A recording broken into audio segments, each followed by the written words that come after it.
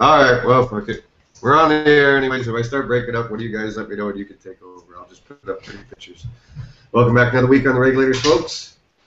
Dave here, a.k.a. the Gypsy, and we got Terry Van Horn, SEO Pros, SEO Dojo. What's up, mate? Oh, not much, you know. I was going One to say you step can't just ahead. wave. That's all that matters. You can't just wave at people. We still have a podcast, you know. So. Oh, right. Waving doesn't work. Yeah. All right, Steve Garrett, sir. Steve Driven Media. How's it going, sir?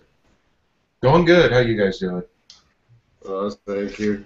I don't know. It's been really kind of a weird summer here, actually. Cool, cloudy, nothing exciting. But you're well. Muggy. Yeah. So I don't know. I guess we'll save the good meat for later. Yay! Look at that Facebook. Boy, Steve. We got something on Googly. I think we're going there first. All right. To Steve, what? Facebook is the queen. Well, Shareaholic had their quarterly review and showed that Facebook drives roughly 25% of all referral traffic to all websites on average, blah, blah, blah. Your results may vary. With Pinterest following pretty close behind, and then everybody else sucking way back. So depending on who your target audience is, who your market is, all the referrals are coming from Facebook and Pinterest. Now, is that just social traffic, I'm assuming? Yeah, all traffic. They say social media referral traffic, but I haven't seen a website outperform one of these as a referrer in a very long time. Because it's just simply it's a numbers game. You know, how could, unless of course you've got something like Huffington Post or TechCrunch. The little blips on the radar. Yeah. YouTube.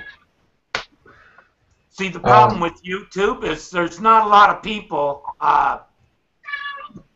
YouTube doesn't drive a whole lot of referral traffic because people stay on YouTube. Right, they click on the next video. Yeah. That's it. It's very, very rare someone's actually going to click a bloody link or stick from there. So, yeah, definitely. But yeah, I don't know. I'm just getting into some more Pinterest-heavy kind of sites right now. So, but certainly, you know, it looks a lot of them I look at pretty relative to that.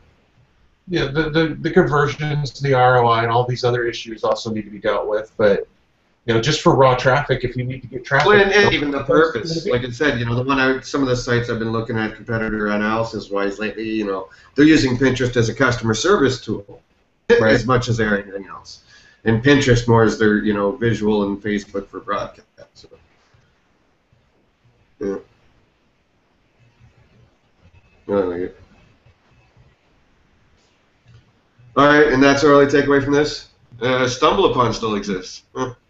Yeah, StumbleUpon still send. I mean, they all still send traffic at some level. It's just that you know, Facebook sends, which shouldn't really be a huge surprise. No. Yeah.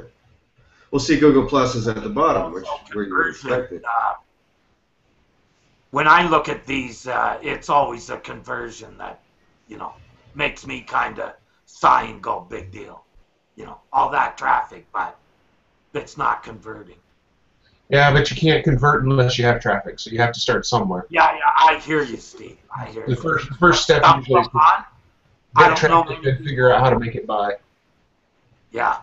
Well, just some sites send a lot of traffic, but I've never seen anyone that can really say that they owe part of their success to you know, sales derived from StumbleUpon visitors, for instance.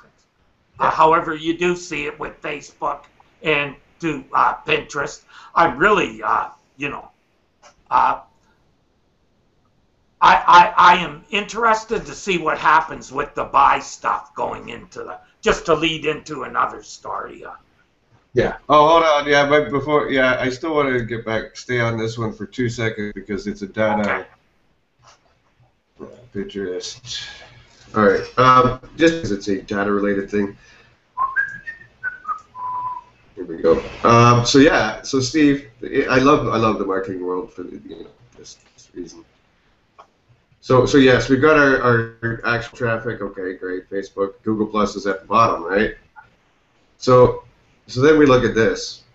And we've got this is beautiful too. Facebook maintains top position in logins. I love this. So you look at their little infographic.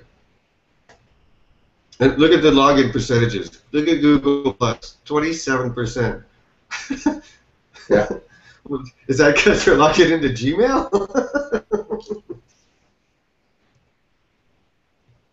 No, I think that is Google Plus, Dave, because Shareaholic actually is linking up to the Google Plus system. So I think that's what they're counting is the number of logins, because the way Shareaholic works, right, Steve?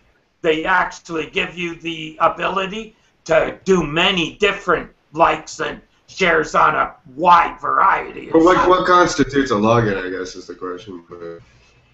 When they actually log in to post a like. And wouldn't a lot of people using Twitter be using an app on their phone? Does that count? Yeah, but they would have to, if they're using the Shareaholic button, when they click to share, it goes through the Shareaholic server. Right. Yeah, but that's from a website. But that's from a website. Actually, it shows, but with Facebook, it could be people are just logged in all the fucking time. That's what I'm saying. Whoa. Yeah. Getting the Android voice there, Dave. Yeah, oh well. Sorry about that, folks. Do you want to read right there, Dave? That was all in the Android voice. Yeah, how is it now, though? It comes and goes. Yeah. Oh, great. I was just saying that apps for Twitter are likely keep them a logged-in state, so they're not logging in over and over. So I don't even know why again, it's a share button on a website, right? That's what Shareaholic is, correct?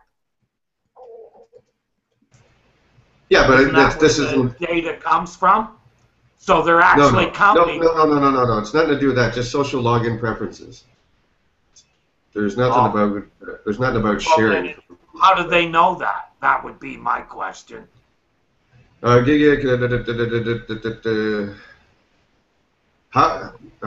break down how consumers use social login across web and mobile devices by industry and vertical region. So I don't even know what constitutes a login, unfortunately. Do they tell us? Well, No, they don't. I love these studies. They don't tell you how they conducted it or what was the actual, question. Where did the data come from? Yeah. Okay. Yeah, that's a great point. Who'd want to know that's that?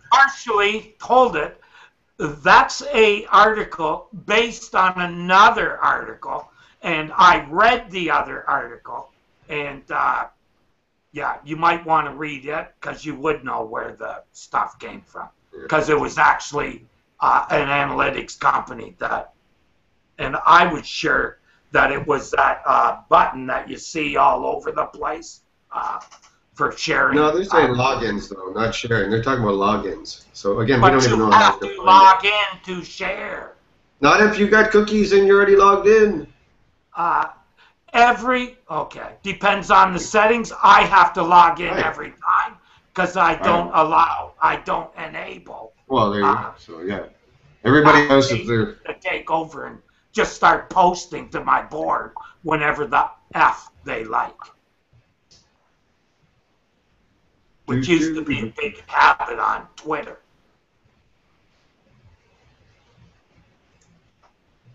And speaking of Pinterest, in other news, hold on, that's the wrong computer. Okay, so we'll go Pinterest first. Steve travels together this weekend, and I guess Facebook. All right, so you go to your account, right, Terry? Yep. All right. Come on, go to my damn account. Yeah, thank you. All right. So, is it going to show that, or to go elsewhere? Yeah, okay. So now if we view the source on that page, Terry, my profile, right? Yep. Okay. All right. Now Control F action. What is it? Author? What is it, Terry? Steve? Rel They set author? themselves up as the publisher and author of your post. I think just the publisher, which is actually technically accurate. Yes, technically.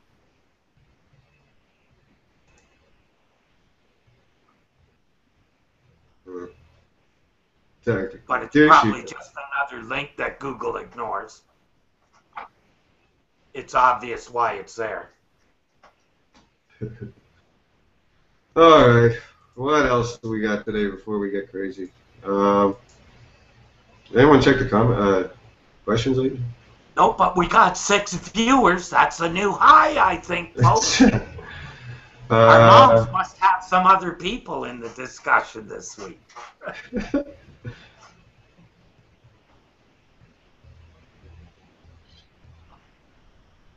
Oh, okay. So we're still avoiding Google. Look at this. Okay, Steve, we had some Facebook ads. What do we got here? Facebook is getting ready to roll out their new buy button in their ads. Because right now you have the options, learn more, subscribe, whatever, in the bottom right-hand corner of the ads in your newsfeed. Shortly there will be a buy button that will behave much like Amazon in that the merchant never actually gets your information. Facebook processes the sale and lets the merchant know to ship it, and sends them the money, which is great for consumers. It allows them to buy quickly and easily in their feed, but it really sucks for merchants in that you don't get that customer data. One of the best ways in the world to build a mailing list is to build it out of people who've bought your stuff. Well, Yes, if you sir. don't have that information, how the heck are you going to ever remarket to these people? Wow. Gonna have you by the So nuts, dude. basically, they own your customers, Steve. Right. Well, Correct. Amazon does exactly the same thing. You're not allowed. The rules for contacting Amazon people who buy your product through your Amazon site or store or whatever are very strict. You can lose your Amazon store for emailing people more than twice. You know, if you're not, you're allowed to talk to them about that specific purchase, but you're not allowed to talk to them 6 months from now and say, oh, by the way, since you bought this 6 months ago, here's a new version or whatever. All that's illegal in Amazon because to Amazon, that's an Amazon customer. I was gonna say it's their customer, not yours. Right. Yeah. So basically, they're running a multi-level marketing company. And if they take the same percentage of the sale that Amazon does, there's a lot of product that can't be on here because the margins aren't high enough. Right. I know I got a call from Amazon once when we were really selling a lot of jewelry, and they wanted 20 to 25% of every sale. Jesus, It's like, I ain't giving anybody 20 to 25% of my sales, period. We just don't have the margins. Right. Oh, you just have to raise your prices. It's like, Yeah. no. Most of the companies that I worked for that were using Amazon stores, it was basically an alternative to AdWords, where you use AdWords to dump products that you want to sell quickly at a low price, right? That's how we used Amazon. But the potential for the buy button, right? dump your overstock and get your capital back, right? Right. Because that's one thing they are good for is, if you have the right price points, you can drop stuff in there pretty quickly. eBay is another place we use. Apparently, Evan has decided to mess with us by not using the comments, but using the page. Like, we're old, man. How am I supposed to keep track of all this stuff? Oh, okay. All right. Where to? I know how we're finishing, so we'll just fill up the middle here a bit. Terry, what were you doing? Oh, I was looking at a few things. There was a kind of I forgot to refresh the page here. Oh, okay. Yeah, and there's one I dropped in the radio room that we've been covering all the lawsuits, and another great one in Europe where somebody complained about a restaurant. It was all valid, but they had the EU's courts are saying Google has to remove the result because it's too defamatory. It hurt the company's business. Well, isn't that why people use review sites? Fuck, come on. But the defamation rules here in North America are significantly different than they are in Europe. And that's also Europe seems to be on this tangent of they don't want harmful things in the results that make people uncomfortable. So this would be another case where in the EU, it could be the first step to a government-controlled Google. There you go. How's that for tinfoil hat? Well, I think that's what they are, And if they could tax that fucker, they'd be even more happy. I don't think it's even tax that, but if you get people used to only seeing positive results in the search, how is anybody going to have a negative political statement in the search? True. Yeah, maybe it's all the politicians. Those skeletons are bothering them.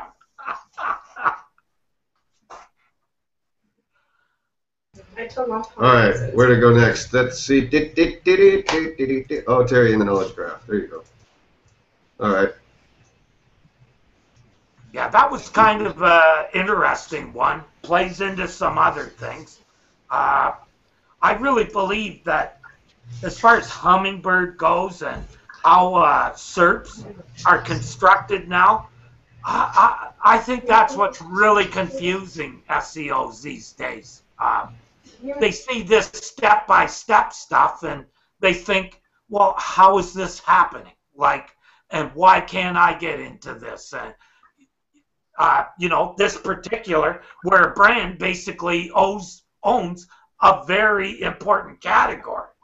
I happen to be in this category and in competition with this company. So I'm not too happy that they own this resource. And, they are no more an expert than most other sites. And even John Mueller said that, well, basically shit happens. So I'm sure it won't last. But I'm not happy about it. I'm sure on Friday I'm going to hear about it. Yeah, so it's what is a virtual office? Okay. Yes. Yeah, we actually used to place for that term. I guess I didn't build enough crappy links to the page to make it rank.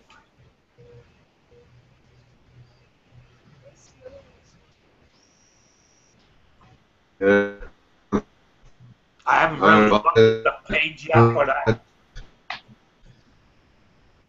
yeah, Dave, give that another shot, and I'll be quiet. Saying,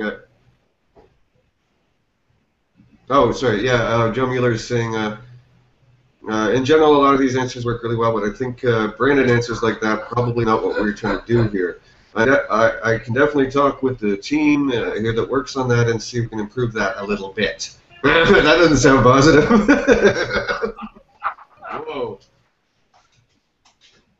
But what is kind of question, right, does kind of deserve the knowledge graph. I understand that. But, you know, there's one company that, in that result, are getting a lot of prime real estate. And like, well, that's it. Shouldn't it, you know, be some sort of an informational page, you would hope? Right. Well, it is an informational page, and almost every firm out there has that informational page. Well, then there's the cluster bucket Wikipedia. More, you know. Like we looked at this before the show. They've got a Wikipedia entry, so. Yeah, that probably doesn't hurt. No, I'm not thinking so, man. But all right. Every major corporation, it isn't the link of the Wikipedia link is not in reference to virtual offices, but a very large international company. So I would question the relevance in this case. Yeah, for sure. Yeah. Because, you know, this is a listing of who they are. It's not an answer to the question, really. Right. It's saying they are virtual offices, and yeah, that's the implied result. Yeah. Yeah. Because you know, the query is what is a virtual office, and right. the knowledge-based listing just has Regis virtual, so it gives you sales shit. I could add that they don't even have what. Well, I'm not going to say that. Okay. Oh, that was close. Thanks, Steve. You're always my voice. When I see you, I think, oh yeah, you don't say everything that comes into your head. No, that comes from being married for 28 years. Well, that helps too. Yeah, that's it. Yeah, see, when I type that in now, I've got something from the definition, virtual office. Right. Noun. So they've tried to fix that cert, then they see where it went over the line. Then next one is wiki. Next one is how stuff works. Next one is investopedia.com. Anyways, yeah, they're not on the front page here for me anymore. Yeah. See, that's quite a drop and tells you, it does also give away that algorithm a bit. That will be something that I'm going to look at. Yeah, be interesting. Yeah, well, knowledge graph gone wild, buddy.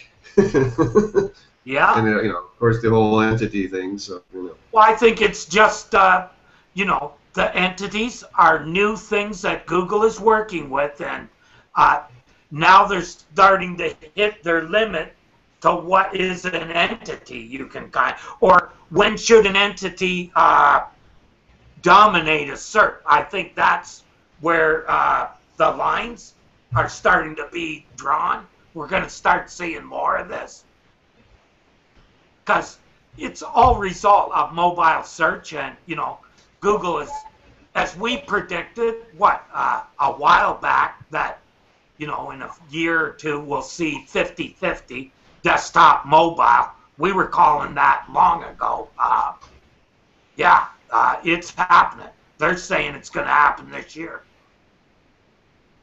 That's I think that's why you're seeing a lot of these changes, and why Hummingbird was more than likely the infrastructure change that we have been talking about for a while as well. Yeah, we'll hit the Hummingbird shortly, obviously. Yeah. Sorry about that. It's top of mind right now, David.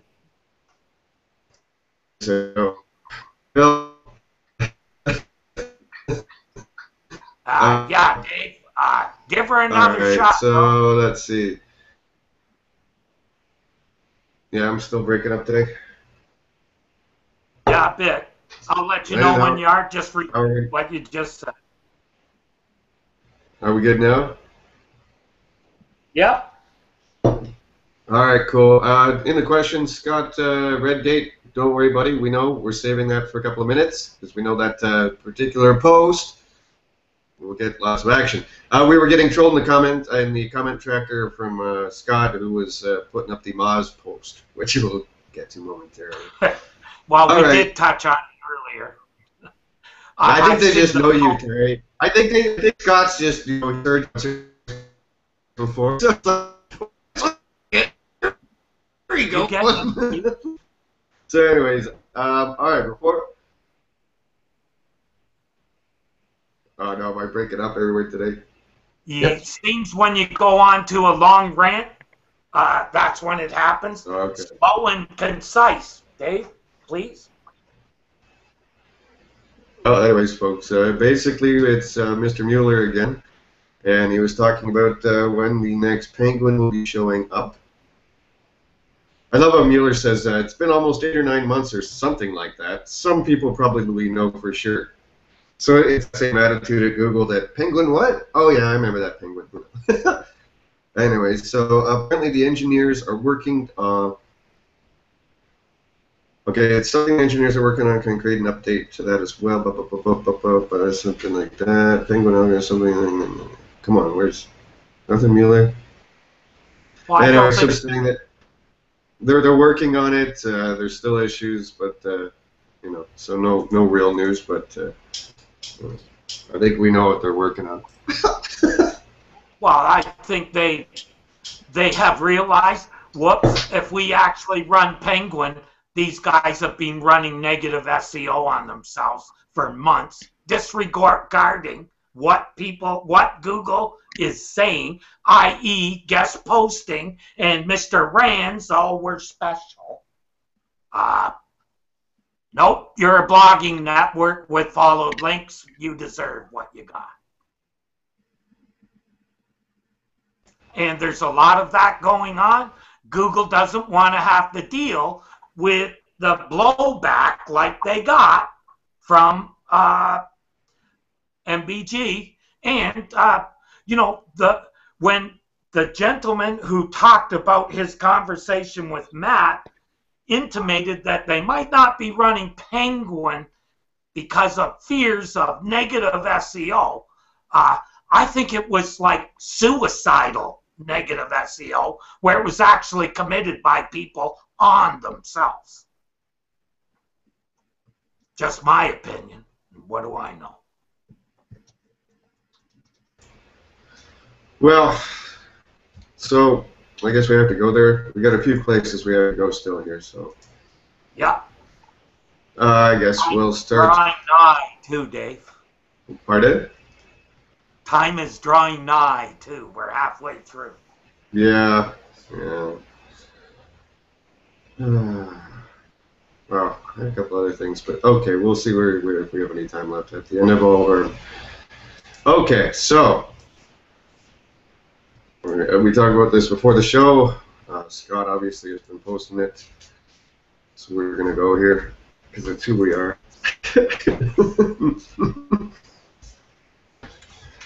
Right. Anybody want to start? Since I'm breaking up, I'll try starting. I break up. You guys can have it. You know, I think Steve resonated mostly with your point before the show in the sense that, you know, welcome to the club, welcome to the family. A lot of us have been dealing with this on personal and business levels, clients or our own for a long time. You know, you're not above the law, apparently. Welcome to reality.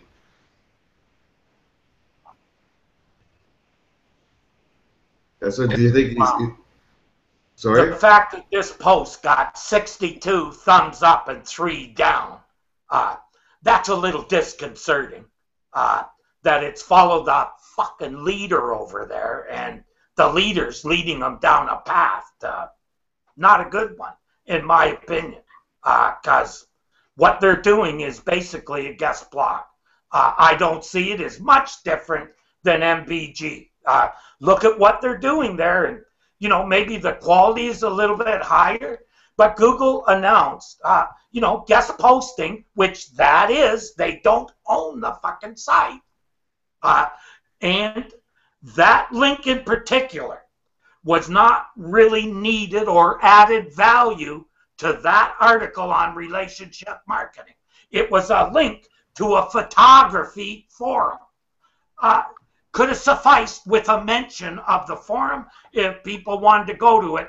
I'm sure it would have come up on any search on Google or just putting the name in the browser. So I kind of disagree with Rand and think this entitlement business or the fact that we're special is beginning to really annoy me because we are not. There's no special sites.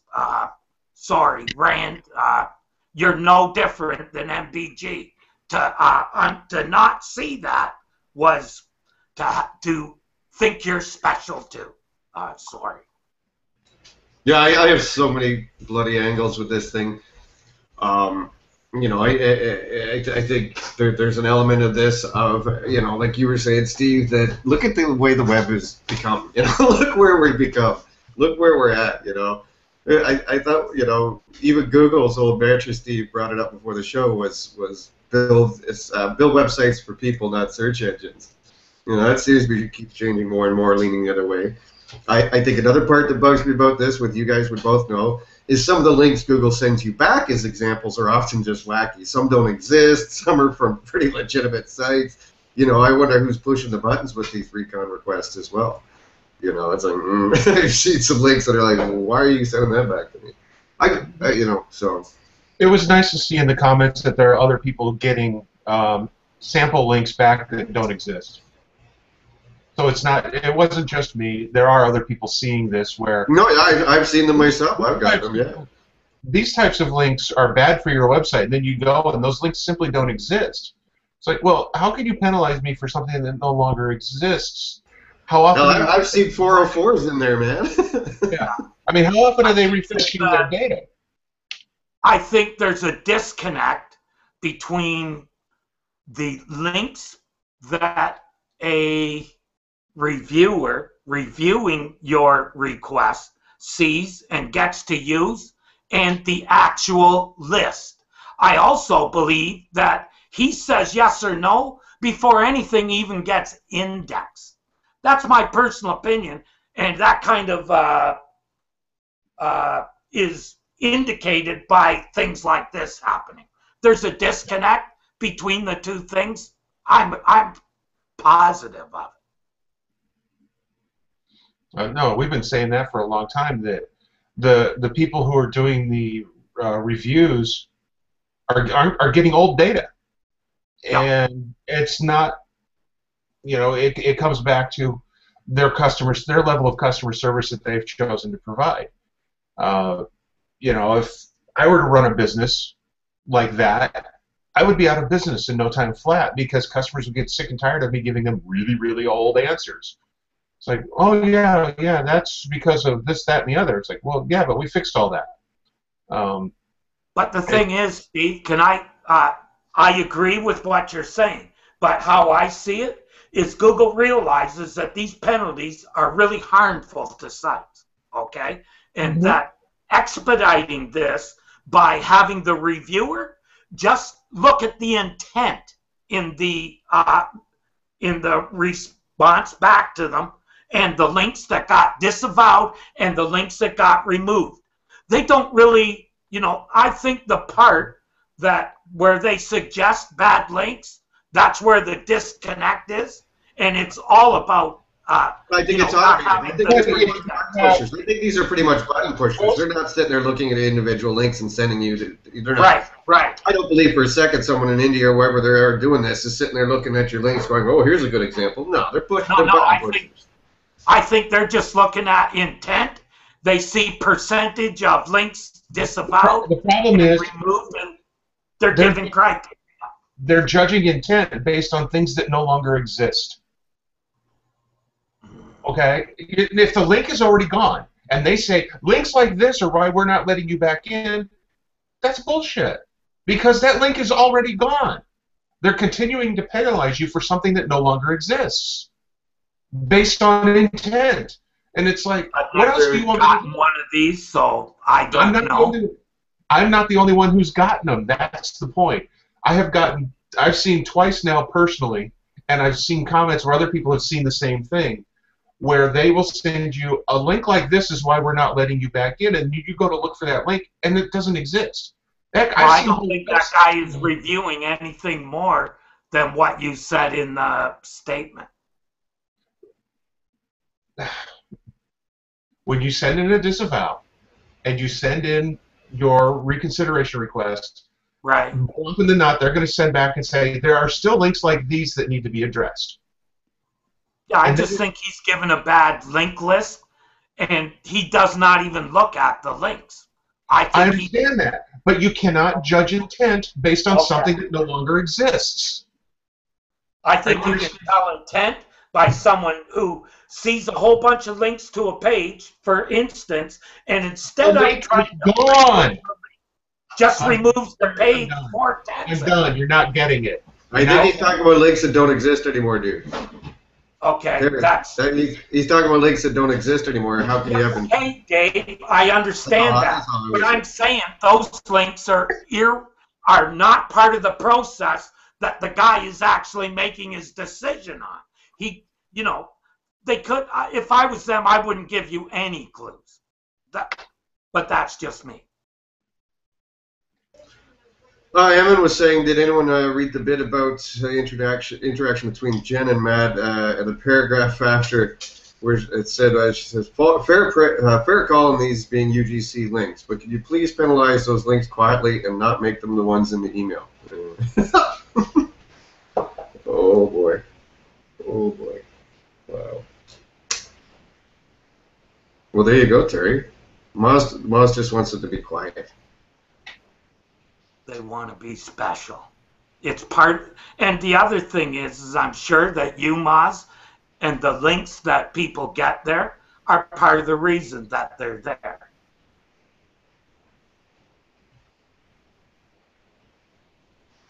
Wow. But anyway, Steve, hey, man, welcome to the world. Welcome to the real world. They're lucky they didn't get flogged the way MBG did. I kind of believe that they got off easy. Don't know. Go plug them into search metrics. Well, they could have started hitting everybody who's using that blog the way they did with MBG. But that would cause a lot of blowback on certain people in the industry, wouldn't it? That he led them down a garden path. Just saying. Yeah, again, I guess to be doing. Hey, here's the thing. This is what I don't like, right? We discussed doing that, and why did we not do it?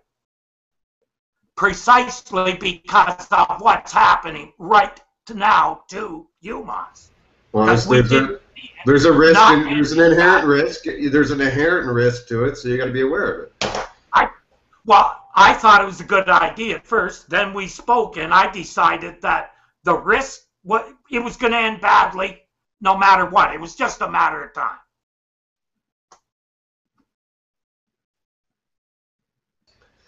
Steve Ammon's also talking about the possible issues where the link page was removed, but they still exist in the supplemental, possibly.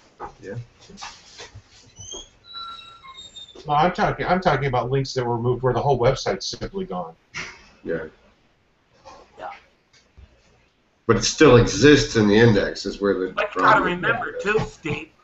Just because a site is no longer live, that doesn't mean that Google stops tracking their links in the link graph. They don't. That's It's a fail on their part. I've got them still trying to index pages that have not been on SEO Pros for 10 years. They still are trying to index them. So that shows they keep stuff in the database. Just because it's gone doesn't mean they're removing them. And I think that's where the problem lies. Over in the Q&A right now, Kristen is saying, busy reading, Ammon. She says, I privately called attention to David Ermeland on his Sunday read for one of the links he used. He said it had been working when he proofread it. Could including a bad link in a post article you write penalize you in search? Bad link by one that's not working, Kristen? Or as in linking to a bad place? I think she means a bad link as in it's not working. If we were using Comment Tracker, we would know. Yes, yeah. Yes. Reply. Oh, Is that the cat, Steve? Yes, that's the cat. He decided Yeah. to get up on the desk and visit. Yes, Ammon, we get you. We'll start using the comment tracker more. We're really sorry, Ammon. You could have just come in here and told us how to properly sort that, but that's okay. You can come in and watch the comments for us. How's that? Yeah. All right. So there you go. Are we done with that whole thing? Yeah. Mm-hmm. Yeah. We're gonna go on to that last topic now. Yes, sir. I am going to find it. And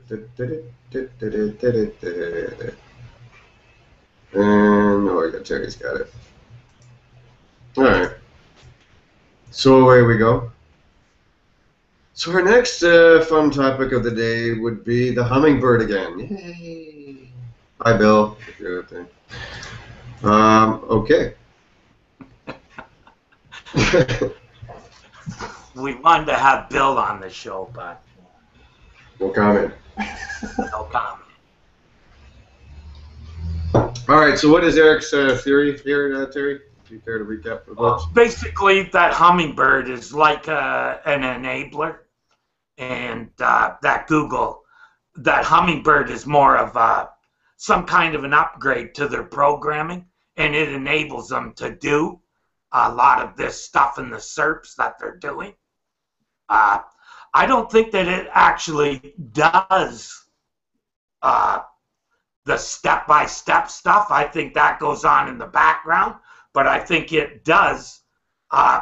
When it puts all these signals together, it makes the SERP. So that's where I kind of disagreed with Eric on his, theory on what was going on with Hummingbird. But I do agree that it's some sort of upgrade to maybe hardware, definitely a new platform kind of for how they make the SERPs. They've definitely changed out from, we watched the Universal SERPs for a long time, Dave, and it seems to have replaced that action. So in other words, it's like the thing that calculates what kind of results should be in which queries, based on probably query analysis and what people wanted to see in the SERP kind of sites that they clicked on. I think that all plays a part. And it could also go right down to which device you're on is how that SERP is built as well. Those are kind of some theories that I'm working on now as far as what Hummingbird really is and what's going on with the SERP. As you know, as a SERP out guy, I'm kind of the old head. I'm losing a few hairs.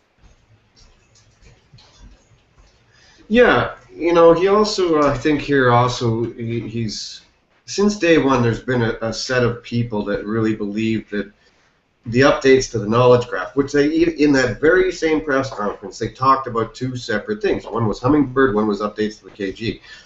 People have always seemed to link that, and our friend of no comment here, so I won't say anything, he's kind of talking, he's also kind of talking about that as well. In the comments and stuff. So, yeah, he's because Eric had highlighted some knowledge graph results and some itemized results. I guess it was the step-by-step instructions with the menu or some kind of thing.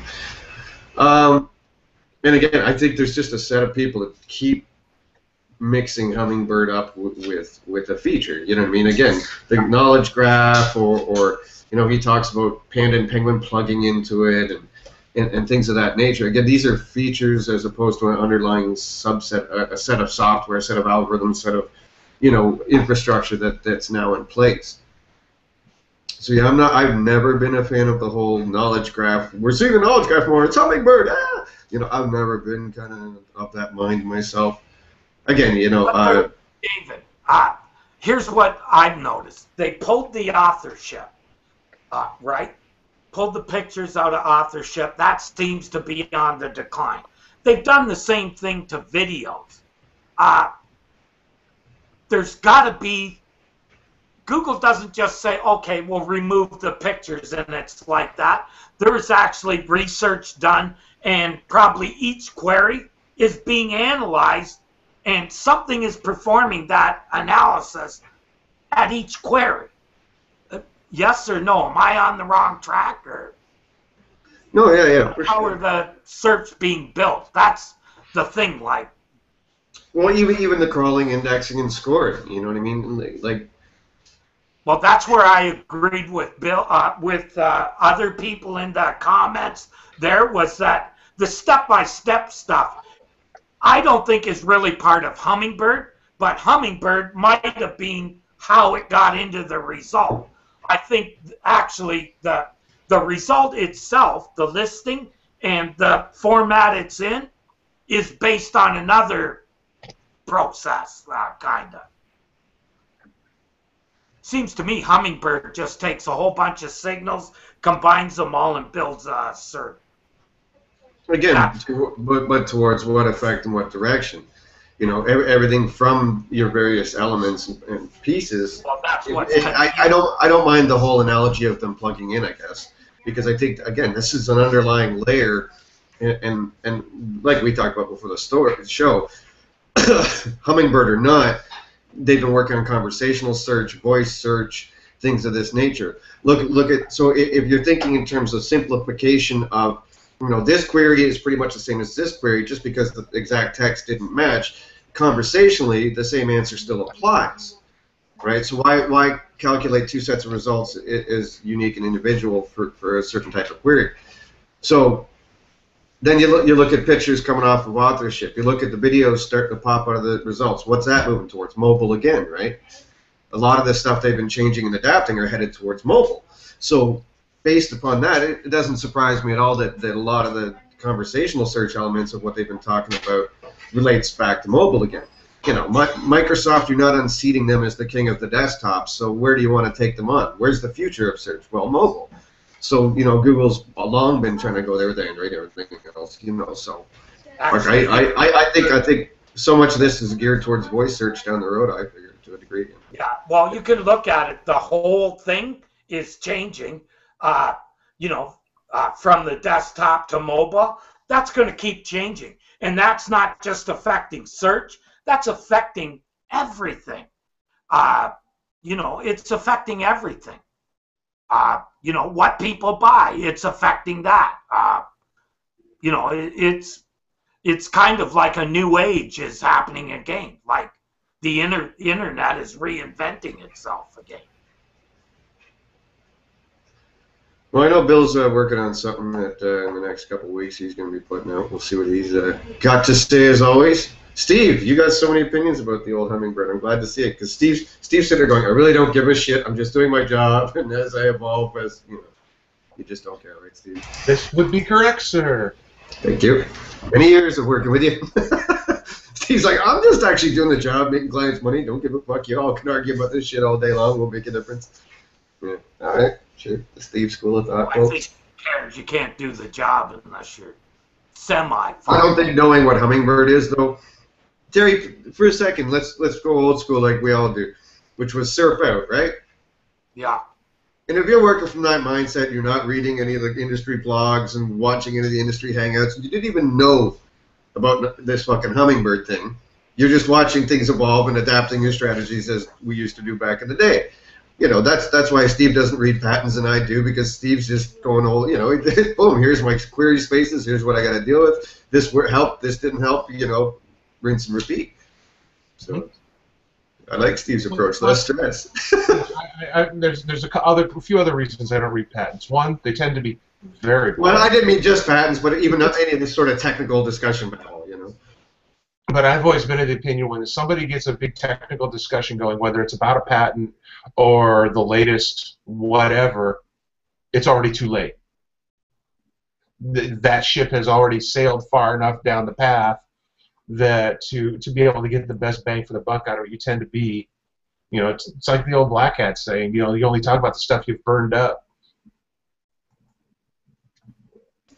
Yeah. So, anything else? I don't know. This is Terry. So, yeah, Bill seems thrilled. What was Eric's point? Sorry. Danny Sullivan said blah, blah, blah, blah, blah.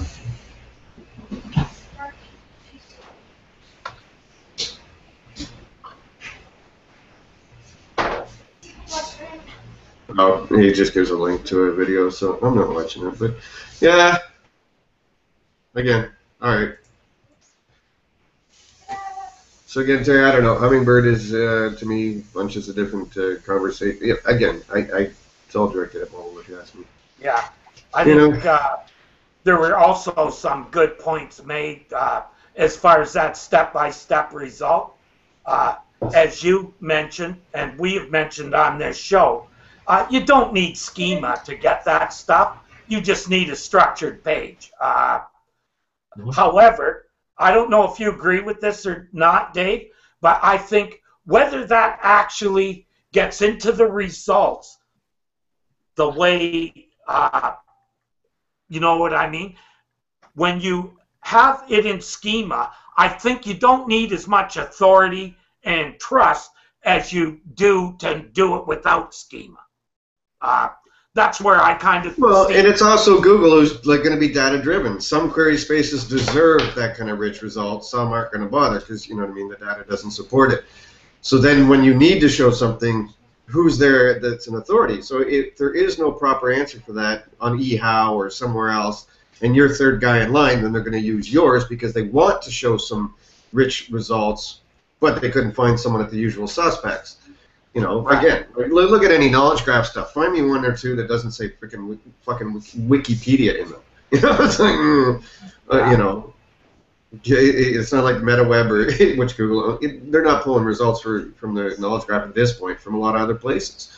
So it's the usual suspects. And for Q&A stuff, you know, I'm thinking maybe eHow or stuff like that. I haven't done a lot of Q&A searches. I think that's where I think, well, you know, I think it'll play out, but I don't think it hurts. That's, you know, the main thing.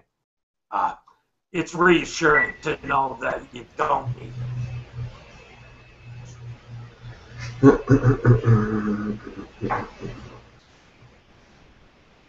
So many questions about the Q&A. Geez, sorry we missed another Moz one. Hold on, we might get back there. I don't know where yet. Sorry, Eamon, we got 5 minutes. Well, they're all interested in the Moz discussion. Eamon said one more thing on the Moz topic. If Rand thinks that he is in the right with this, how do you think he would justify the reward for reaching 200 comments? Oh, apparently the reward for reaching 200 comments is the removal of the no-follow. Isn't that just inviting comment spam? No. Wow, that's what I mean. You know. Remember the forum days, Steve, when we used to have stuff like, you know, so many posts to get a followed link or whatever, or to be able to post links. So people would just put, good point, enter, good job. You know, it's just like the forum threads were just stupid, right? Yeah, you can never reward people for that. Yeah, we still get, every once in a while, we still get somebody posting in the request area over at WebPro World. I've got 30 posts. Why don't I have a SIG? Well, because I manually blocked yours because 29 of your posts suck. Well, I'll never post you again. That was the goal. Good. That's the point. You've been served. I want to get you guys' thoughts on something. I was going to shut it down with 4 minutes, but there is actually one more thing I wanted to get into. And actually just get your personal opinions first. So the question at hand here is, does good content help bad SEO more than good SEO helps bad content? And I'm curious what you guys think, because I've seen some stuff with what I've been doing lately. So, okay, I'll go first. As far as I'm concerned, good content or content strategy or ongoing content is probably, to me, more important than a well SEO'd site. I mean, I was doing a lot of competitor research for a client lately, and the sites that are doing well are also, magically enough, quite active with content. From evergreen stuff to blog stuff to social and promoting content, whatever. You know, sure, the sites themselves aren't the greatest SEO-wise, and there's lots of stuff that can improve. But if I had to choose between a site with crappy content and great SEO between that and a site with lots of good content strategy but no proper on-site SEO, I'll take the content strategy every time. Yeah, I mean, obviously, good content is where you want to be. But if you don't have at least some decent SEO, nobody's going to find the content. Yeah, again, the competitors that are doing well, it wasn't horrid SEO, but obviously architecture and other things could have been improved. Okay, they also don't really say good SEO. Well, that isn't talking about links as far as I'm concerned. So I really don't see the connect between SEO and content, other than it should have keywords in it, as Dan would say, at least one. They're talking about links, which I'm not so sure that's. Yeah. Again, I think there is an element of. Well, look at the company, Dave. That should tell you a little bit about their leanings. I think there's an element of entity activity to me. That an entity is producing, useful information. Then there's obviously informational query targeting and other stuff. But again, the sites that I looked at that, were not very active content-wise. Again, these are e-commerce sites, and as usual, Terry, they've got the collection of problems, every one of them, with product descriptions and duplication and, your usual bullshit. But but it could be, I guess, guys, it could also be, a cart and horse here in the sense that if they weren't getting as much Google traffic, they didn't have money to produce content, etc. So, it could be a 6 of one, half dozen the other. You're not dropping the links in, Dave? I will get them to you on Skype, sir. Don't worry, I know everything we have done. I kept all the tabs open anyway, so I got them all. Oh, okay. So anyways, that was my only question at the bottom of the hour here. I want to throw it out there. And let's see, is that it? Is that all? Does anybody else? That wasn't very painful. Pardon me? That wasn't very painful. It could have been worse. Oh, sorry, it was Scott that was telling us about the Moz reward thing. So sorry about that, Scott. I quoted him instead. Moz points, man. Well, Moz points, the more it helps your SEO. Like, how open-minded are those people when 63 people agree with Rand on that particular thing? And only 3 people said, no, that I don't agree with this statement. Yeah, well, it's the Moz, and they're not, their own people aren't going to start trashing them. So. Well, because they benefit from the UMOS, right? Or have the opportunity to.